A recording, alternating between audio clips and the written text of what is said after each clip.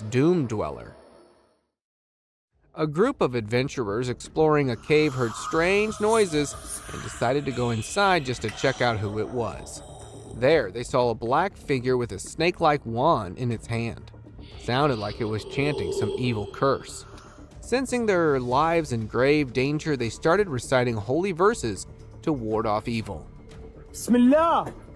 سلام قوم من رب الرحيم. والله ما هي رجل البشرية يا أخوان. It was considered to be some form of jinn. Not wanting to become part of that sinister activity, they quickly managed to leave the area and decided never to go back. Later on, it was discovered to be a person who was practicing witchcraft. Still scary though. أخوان طلع ركزوا على الجريحة ركزوا عند رجلها.